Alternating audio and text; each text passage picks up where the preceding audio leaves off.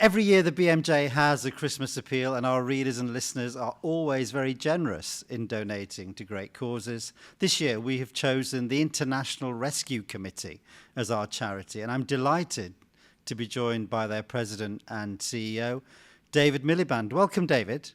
Thank you, Kamran. It's really great to be with you, and we're truly honoured, not just by the fact that you've chosen the International Rescue Committee, the IRC, as your charity of choice for the Christmas appeal, but also by the chance to explain some of what we do and speak to your community about health needs in fragile and conflict states around the world.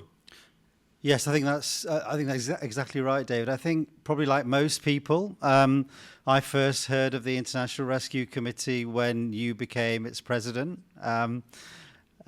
So could you tell us a little bit about the organisation and what it does? Yeah, one of my jobs was to raise the profile, so at least I can claim to have had some success in that. Yeah. Look, the organisation, and this is one reason I thought it was attractive when I joined 11 years ago. It's got this extraordinary history. It was founded by Albert Einstein, who was a refugee in New York in the 1930s. And so Einstein, along with 50 of his friends, created the Emergency Rescue Committee. It became the International Rescue Committee to help get people out of Nazi-occupied Europe. And our first employee worked in Marseille in Nazi-occupied France. He issued fake passports to 2,000 people. People like Marc Chagall, the painter, escaped from, effectively, the alternative was Nazi death camps, thanks to the IRC. So there's this extraordinary history. Yeah. We span what we call the arc of crisis. And we're trying to rescue people from poverty and from vulnerability and from danger, with the cause being the conflict and disaster that is sadly growing in our flammable world. And health is a very important part of the work we do. About 40% of our international work is in the health field, because obviously health is a basic human need, and in emergency situations it's especially compromised. So how does IRC fit in that space, and what do you do that's different? Yeah, that's a good question, and there are two parts to the answer. First of all, we're honestly unique in a number of ways, and I use that word advisedly.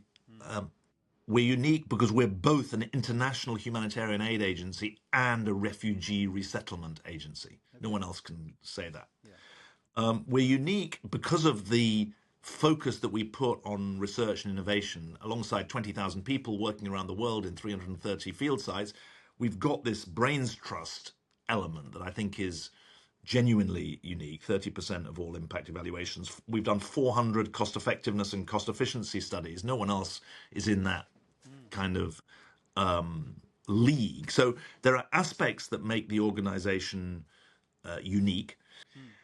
On the other hand, we're not monopoly providers at all. We're working in very complex places where there are a range of players. And the good news is that although it's confusing at a global level, UN, ICRC, which is a multilateral, legally established organization originally for prisoners of war, International Committee on the Red Cross, then other so-called sister NGOs, Save the Children, etc. Yeah. Although it's complex at a global level, at local level, we actually work pretty closely together, and I've been quite pleased by that. You don't get 3 different NGOs turning up in the same African village to deliver the same program. I mean, there's quite good sectoral arrangements, but the sector as a whole really needs reform. And the big problem, the one reason it's so complex, is the different government donors don't actually align their activities in a very coherent way. And so that leads to inefficiency and also it leads to politics. I mean, we're going to get a big change with the Trump administration coming in. They're going to bring big changes. Yeah, well, I hope we get a chance to talk about that. But just to go back to the issue of coordination, I think people will be interested to learn that, in fact, that it is coordinated. You're trying to avoid duplicating effort. I mean, that is a concern that health professionals. Yeah, to be fair, there's a health cluster, there's an education cluster, there's a food cluster, there's a nutrition cluster. And so that kind of local operation, I mean, the truth is there's way too much work to do. There's too many organizations chasing their tails. We need to be more planful and thoughtful about what we do. And that's been a big part of our effort. We have entry and exit criteria, and we don't really want to work if we're not. We actually have a formal entry criteria, which means if someone else is doing the job better already, we don't go in. Okay. Yeah. Yeah. The other thing you mentioned was about the research, which I think, again, will be news to quite a lot of people. Research in those conflict settings and in refugee settings is notoriously very difficult to do. How do you?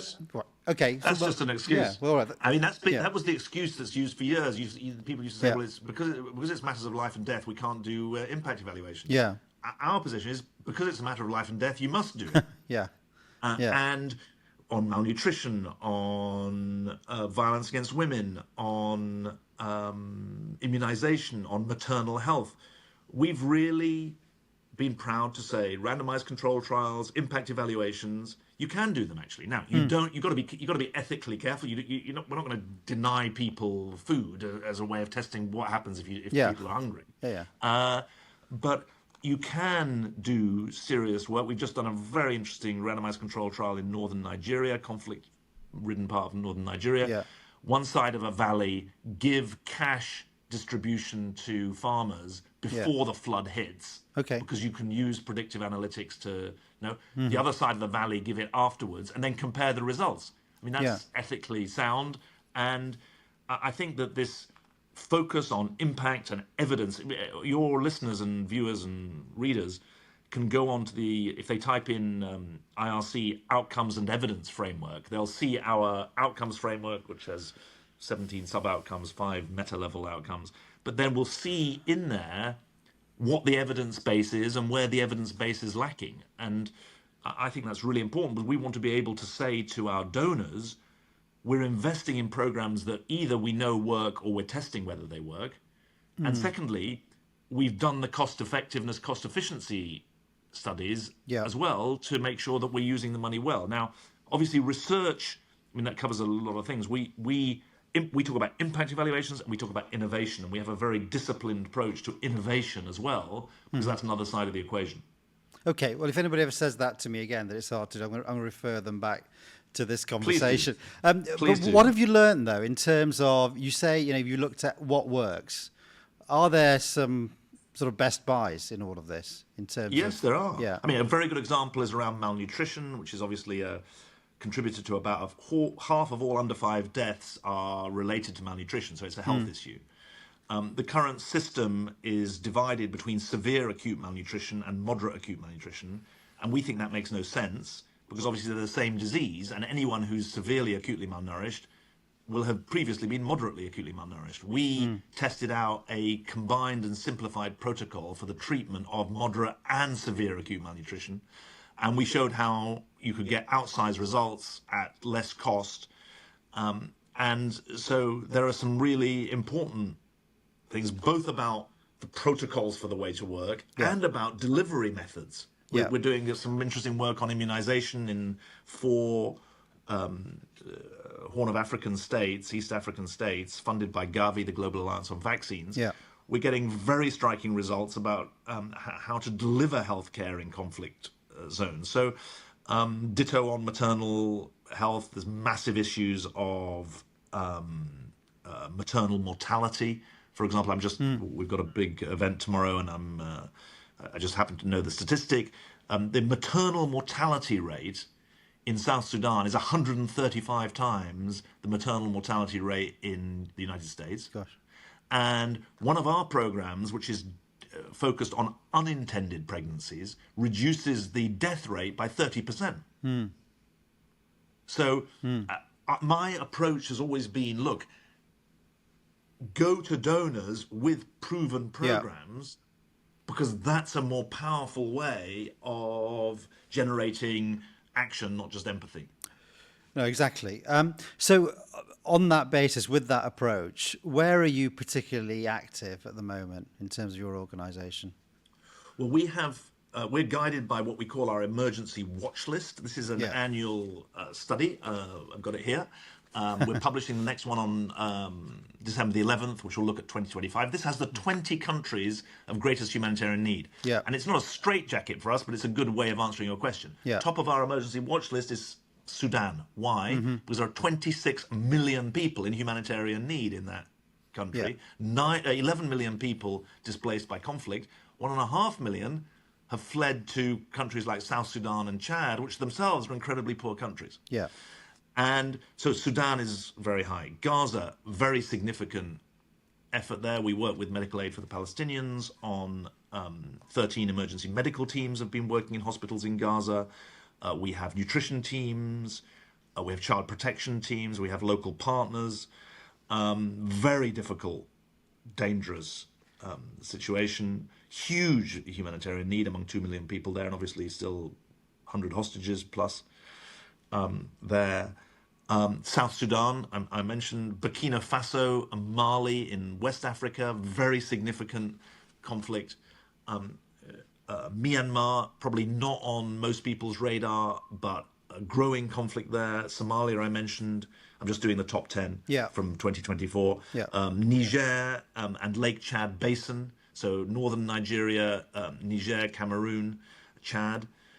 Ethiopia, some of your listeners may have read about the fact that there was a ceasefire in the civil war 2 years ago, but actually there are other conflicts going on.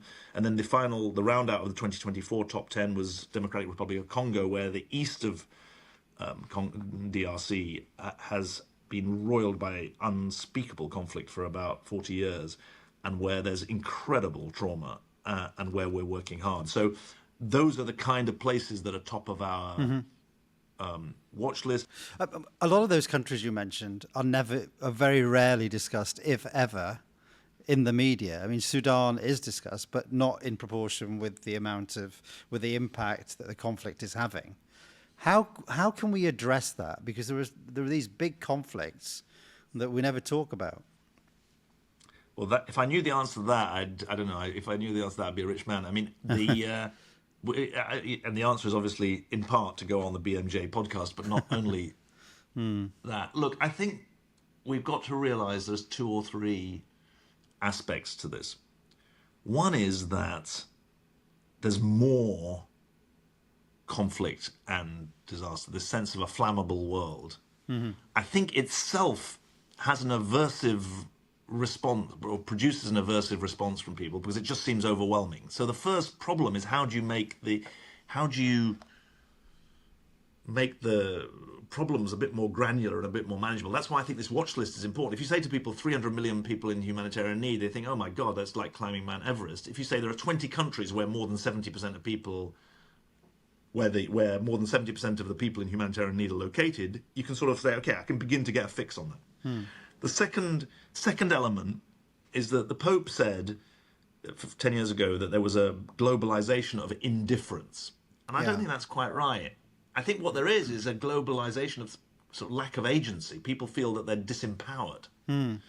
And part of the job of organizations like mine is to say, well, actually, there are things you can do.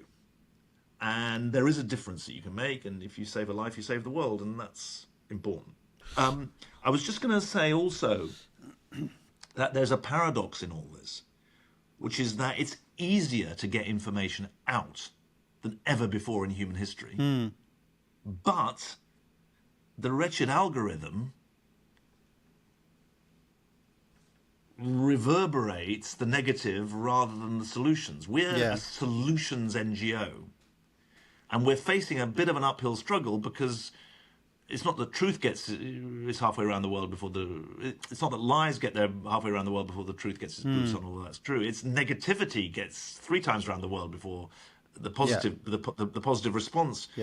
And someone said, Ian Bremmer, a friend of mine, runs Eurasia Group, he said the moral arc of the universe is long and it bends towards the algorithm.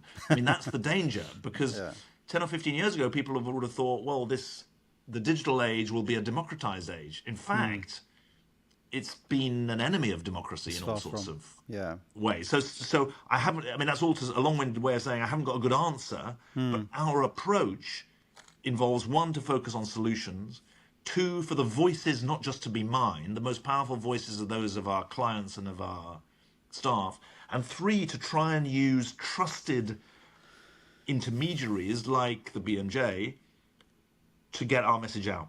Yeah, well, thank you for saying that, because that's one one role that we're very keen to fulfill. And you talk about social media. I mean, I entirely agree with you.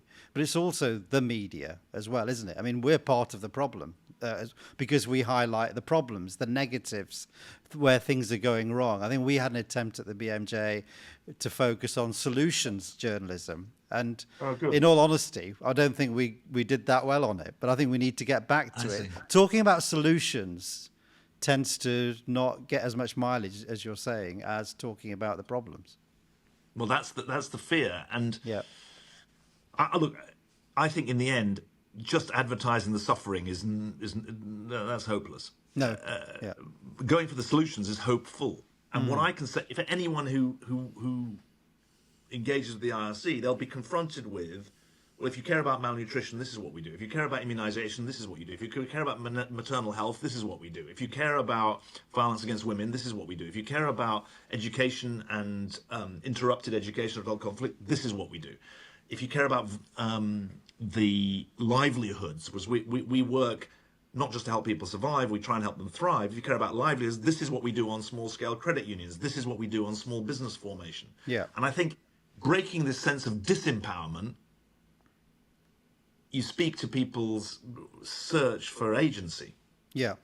Okay, well, let's talk about other solutions that, unfortunately, that aren't working. Because if we take Gaza, and one of the issues that matters a lot to our readers and listeners is attacks, not just in Gaza, but elsewhere, Sudan and Ukraine and all the other conflicts that you mentioned, are the attacks on healthcare, on health professionals and civilians. And we have humanitarian laws, we have Geneva Conventions, but it seems that these attacks continue to increase, and we're kind of helpless. We don't have agency to stop them or to limit the behaviours of certain countries that are, that behaving in this way. How do we fix that? Because that just seems that we can write a whole kind of series of articles in the BMJ. They could be in the newspaper. You could make statements. We've got rulings from the ICC. We've heard from the UN, but nothing seems to make a difference. There's a relentless onslaught on healthcare and health professionals. This is incredibly distressing and incredibly dangerous.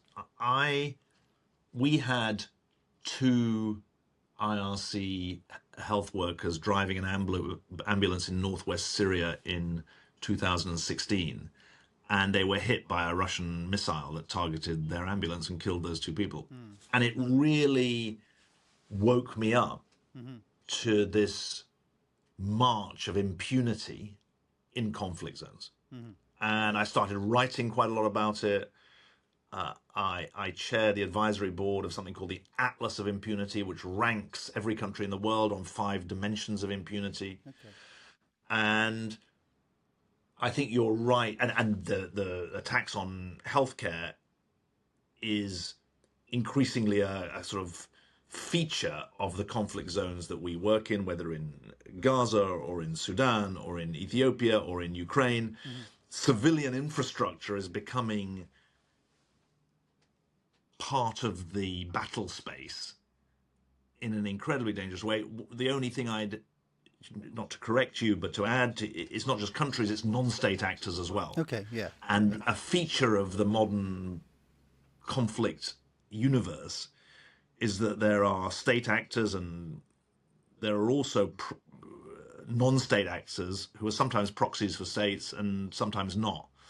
Now, we entitled actually not the 2024 emergency watch list, but the 2023 one. It was called the Retreat of the Guardrails. And when you spoke about international laws and international norms, they were set up after the Second World War as guardrails. Yeah. Now, I think it's important to say we shouldn't fall into sort of golden ageism that says the Cold War was this period of fealty to international law. There was all sorts that wasn't. But I do think that there is a march of impunity. And the obvious fear is that it coincides with a march, with a retreat of democracy. Yeah. They're related but separate trends. There's a professor at Stanford called Jared Diamond who writes about democratic recession. Yeah, and move And towards countries, autocracy. yeah, well, Yeah. yes, but what the argument is that actually wherever you start on the spectrum between democracy and autocracy, wherever a country starts, it's moved in a less liberal direction, not liberal in a sort of left-right sense, but liberal in a classic sense of respecting human rights. And Yeah. that now that democratic recession is separate from but related to the axis between impunity and accountability. And the way it's related is that first of all, democratic states set standards for themselves to live up to those guardrails, and so the democratic recession interferes with that. Secondly, democratic states are meant to have their own house in order, and in some cases they're retreating from that. Thirdly, the democratic recession is also part of a change in the global landscape where the power of the UN is being questioned in an instrumental way from all sorts of sides, and that is very, very dangerous for the civilians who we represent and the aid workers who we are, because it's not just health facilities that are getting targeted, it's aid workers and health workers in particular. Australia sponsored in the 2019 or 2020 a UN Security Council resolution specifically about protecting aid workers and health workers, but it's been obeyed in the breach rather than the observance. And I think this march is incredibly dangerous, and I don't want to offer a sort of happy talk to your listeners that says that there's an easy solution out there, because at the moment there is more impunity than there is sanction on impunity. Yeah, but I think we're saying that the world order hasn't done its job. It's failed. Do we need a new world order? Because the countries you're talking about, they're not actually following the international rules. And if there's a Security Council motion, they're not abiding by it. Well, I mean, in the case of Russia and Ukraine, obviously it flouted the most basic aspect by invading its neighbor. But the way I'd put it is slightly differently. I don't think we need to invent a new set of rules. We need to live by the rules that have been established, because actually the rules were pretty good. Now, the institutions, I don't want to be misunderstood. I'm not saying that the UN Security Council doesn't need reform. It reflects a distribution of economic and political power from 80 years ago, which obviously the UK benefits from, but which is increasingly divorced from the reality of where economic and political power lies around the world. Yeah. But I think if you start rewriting the rules, whether about war or refugees or human rights, they're going to get worse. What we should be doing is trying to is hold accountable, living up to those rules. Okay, and so there are two points I want to pick up there. The first one is around the global majority countries, parts of the world. I mean, clearly there is the sense, as you're saying, I think it's clear that the current world order is dominated by Western, northern, richer powers. How do we re-engineer? Well, just be careful. Yeah. Just be careful. The formal institutions of global order, on paper, are dominated by those nations, but the lived reality of global disorder is not run by those nations.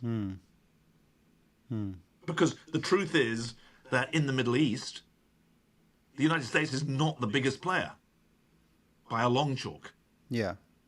But the US still, if it doesn't, put pressure on Israel, for example, I mean, it seems like nobody else is able to.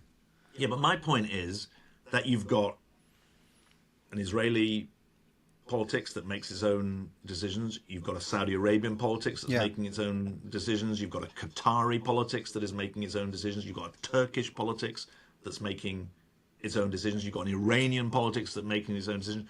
You could make the argument that those 5 countries are more important than any other countries outside the region. You can argue about it, and obviously the US, I'm not trying to say in the US, still an important player, but my point is that you've got these formal institutions that are meant to be keeping order, but actually the lived reality of disorder is not dominated by those. I mean, in Sudan, the government of Sudan didn't even turn up to the US sponsored peace talks that were happening 3 months ago. So I would call this the reality that occurs today is what I would call a multi-aligned world, not a Western-dominated world. The institutions may look formally Western-dominated, but the reality is multi-alignment, not just multipolar, but multi-aligned, transactional on different sets of issues, different alliances. You can see that in the Sudan conflict, actually, where you've got splintering of support from different countries for different sides in the war. Yeah, no, I understand that. I think, though, for a lot of people in the world, it still feels, even though it's multi-aligned, it's still dominated by the US in particular. You don't think that's the case? Well, the US is 25% of global GDP, global income. It's a big player.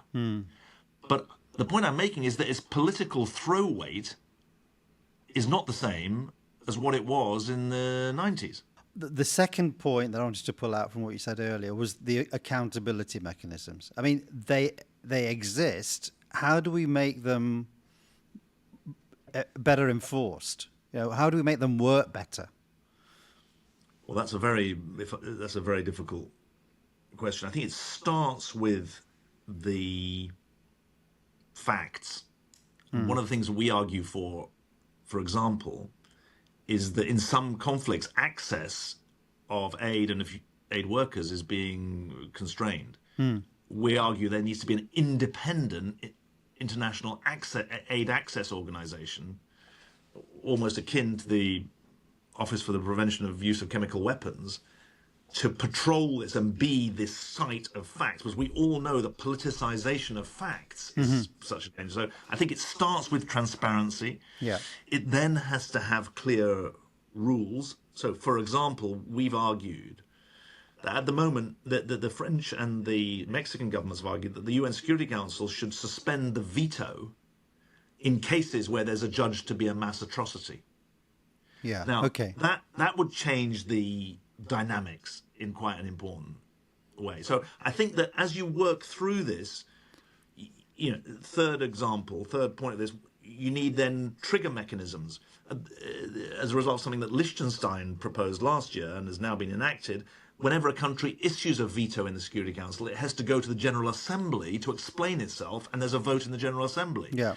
So these are ways of trying to evolve the global system to strengthen the guardrails. Okay, the both initiatives you mentioned sound eminently sensible, but how do you get, for example, the change that ends the veto through a body that already has a veto, where a veto exists? How does that happen? That's a very good. You could make the same point. How could you change the make? I mean, when I was Foreign Secretary, I was arguing for the makeup of the Security Council to be changed. Actually, so the UK had quite a forward position. Yeah. But obviously, the Chinese don't want to let the Japanese in. I mean, that is a structural problem, and that's why you're getting different forms of multilateralism. Yeah. Developing. That's why I think it's in the interests actually to have reform. Now, interestingly enough, the US, which it came out with quite a radical reform program, including 2 African states to be on the Security Council as permanent members. So goodness knows whether that will carry on in the Trump era.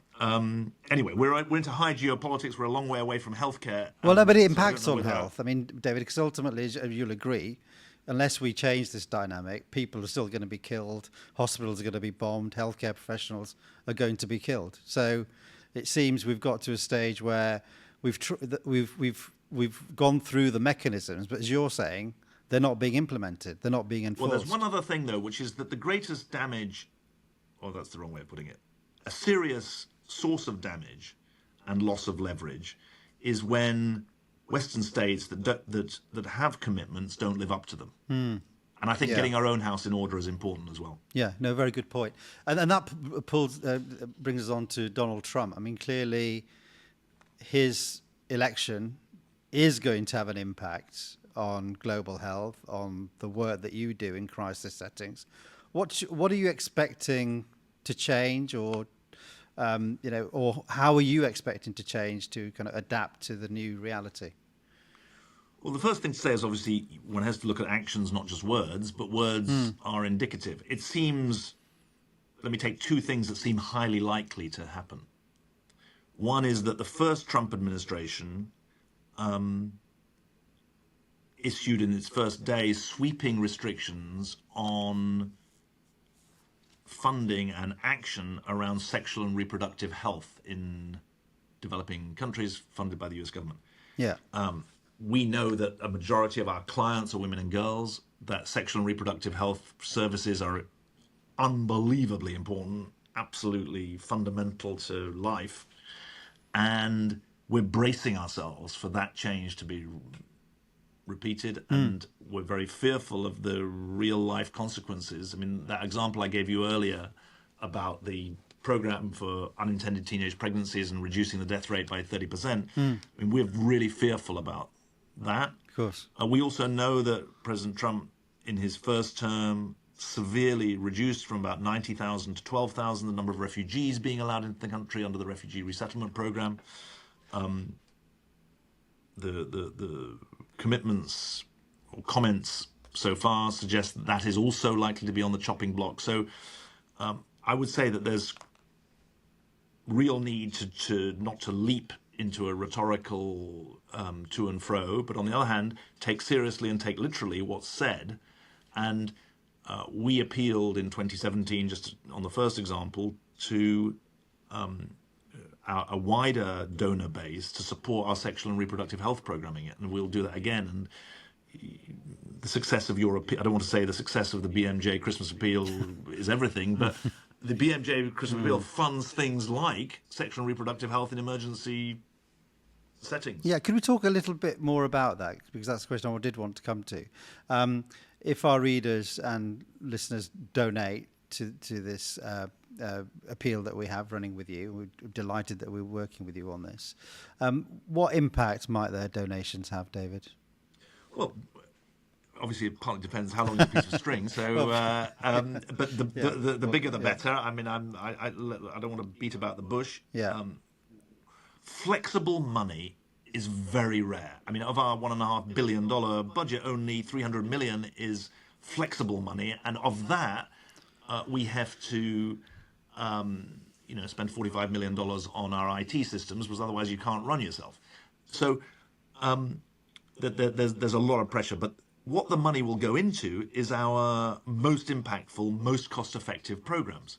Those are programs around malnutrition, around immunization, around sexual and reproductive health, around economic empowerment. And I mentioned those because we're about survival, helping people survive and to thrive. And obviously, if we can spend another £1 or £10 or £100 or £1,000 or £1 million or £10 million, there's a bias towards the survival elements of our work, which health is 40%, as I said, 43% of our work. Economic empowerment about 15%, education about 15%, child protection and women's protection about 15%. And so what we promise is that the money goes to the most impactful aspects of our work, and that's really important to us. And we're very keen to build the understanding, but also the donor base, because we need to diversify. Okay. Earlier on in our conversation, you talked about solutions, about being hopeful. What are the reasons to be hopeful at the moment?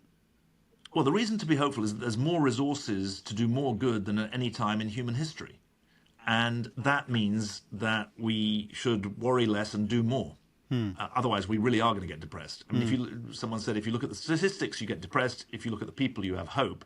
And our generation has fewer excuses than previous generations. And so if your colleagues are interested, if your listeners are interested, I actually gave this question, how do you stay hopeful in the midst of crisis? I actually gave a lecture a year ago at Fitzwilliam College in Cambridge, precisely on this topic.